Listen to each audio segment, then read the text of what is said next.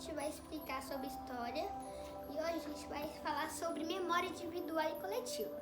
Você já deve ter participado de uma excursão divertida com a sua turma de sala, feita em algum trabalho em que todos se apresentaram bem ou jogado em um campeonato que sua equipe saiu vitoriosa.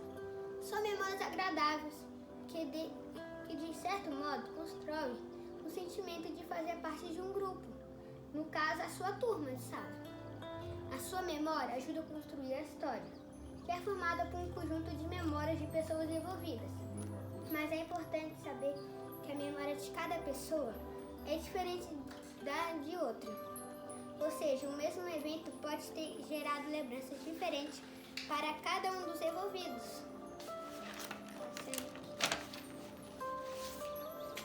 A vivência de cada pessoa ajuda a construir uma memória maior, que é chamada de memória coletiva ou memória social. Memória social é quando você tem uma memória sozinho, mas é uma memória boa ou ruim, tanto faz. Já a memória coletiva é uma boa que se está coletivo, ou seja, você está com um monte de pessoas em algum grupo, ou tem uma discussão, está jogando algum campeonato.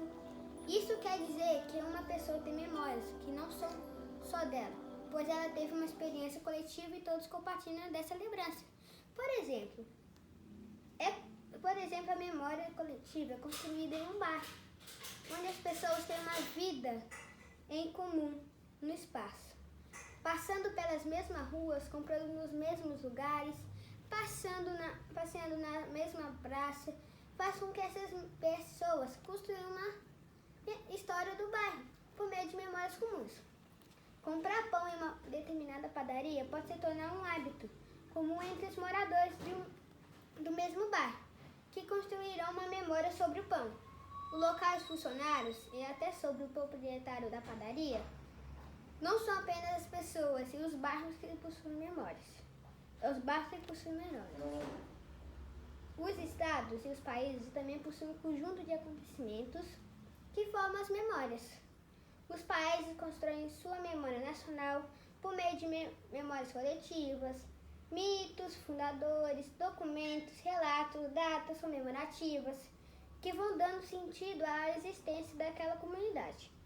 No Brasil, o 7 de setembro, por exemplo, é comemorado nos estados com uma data importante para a identidade nacional. Muitas pessoas se identificam com um conjunto de símbolos materiais, bandeiras, monumentos, vestimentas verde e amarelas, orais, hino nacional, músicas, discursos de comemoração. Frequentar sua comunidade é interagir com os vizinhos, espaços públicos, são atitudes que ajudam a formar a memória coletiva do local. É importante observar que ao longo dos anos, algumas datas e monumentos que apresentam o país podem mudar, né? Isso acontece por meio de decisões políticas, tomadas quase sempre com o apoio da população.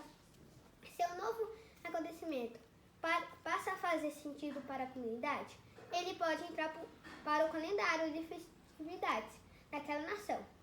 No caso brasileiro, quando passamos da monarquia para a república em 1889, os símbolos nacionais foram alterados. O exemplo mais visível foi bandeira nacional. A memória coletiva de um determinado lugar também é composta de várias histórias, contadas ao longo do tempo, e nesse sentido a história oral e a história escrita ajudam na formação de uma memória coletiva. Em muitas cidades do Nordeste, poetas recitavam e pelejavam contando histórias que inicialmente passavam de boca a boca, mas que em muitos casos tornaram-se livros de cordel. À medida que esses poemas alcançavam mais pessoas, alguns personagens de estilo de vida foi ganhando espaço da memória coletiva. Memória coletiva, falando mais uma vez, se vocês não entenderam, memória coletiva é a memória que tem um monte de pessoas, ou seja, é um grupo, 6 pessoas, certo? Aí depende, tem várias pessoas. Já memória individual é você. Pode ser um show, pode ser você jogando o joguinho favorito seu, pode ser Individual, não, coletivo também é você jogar com seu amigo. Esse foi o vídeo, muito obrigada por assistir. Você tá aqui no Fute Amigos, vai ter vários vídeos mostrando, fazendo aula e fui!